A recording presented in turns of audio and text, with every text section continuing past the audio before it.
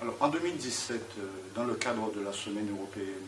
pour l'emploi des personnes en situation de handicap, notre équipe avait mis en avant l'inclusion professionnelle des personnes en situation de handicap, puisque nous connaissons la situation des travailleurs handicapés vis-à-vis de l'emploi. Et lors de cette manifestation, effectivement, avec les entreprises, nous avons pu identifier un certain nombre d'actions à mener. Alors, parmi ces actions, pour la Semaine européenne pour l'emploi des personnes en situation de handicap en 2018, nous continuons sur le chemin des actions concernant les travailleurs handicapés, mais nous avons voulu, de par la loi de 2005 sur la mise en accessibilité des établissements recevant du public, élargir un peu les différents thèmes lors de cette manifestation. D'où l'idée de mettre en place ce qu'on appelle les sésames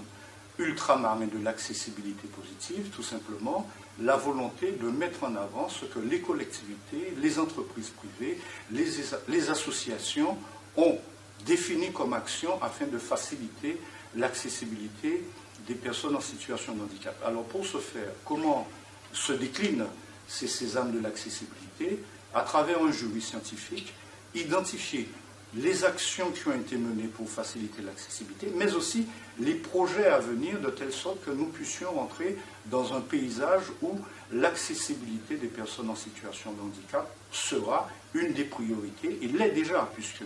de par les rencontres que nous avons pu avoir, et je profite pour saluer le travail que fait l'ADEAL à nos côtés, mais aussi le ministère de l'Outre-mer, la délégation ministérielle à l'accessibilité, l'association des maires de la Guadeloupe, tous ces partenaires mettent en place cette dynamique afin que le 24 novembre prochain, lors de la remise des sésames, la population guadeloupéenne, la population antillaise, puisque c'est une manifestation à dimension régionale,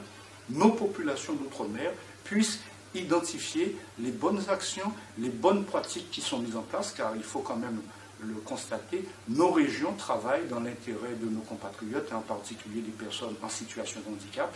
et il nous a paru pertinent de mettre cela en avant. Donc,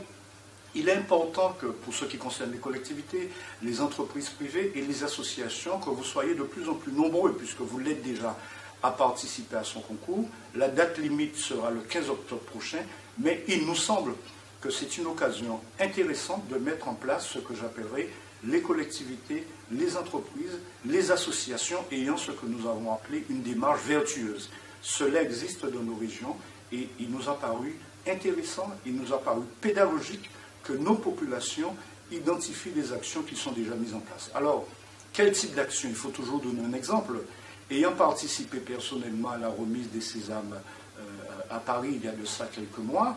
nous avons des communes, et en particulier une commune dans la région d'Île-de-France, qui a reçu un prix tout simplement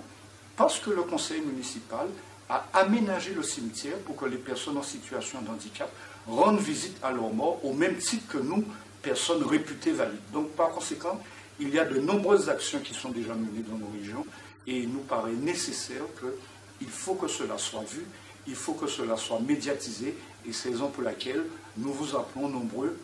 à participer à cette manifestation car je crois nos concitoyens seront fiers de constater que dans leur commune, dans leur entreprise, des actions sont mises en place parce qu'il y a une forme d'émulation, les communes vertueuses, les entreprises vertueuses, les associations vertueuses. Et là, je crois, nous serons dans ce que j'appellerai dans une trajectoire positive pour que nos régions soient des régions d'excellence.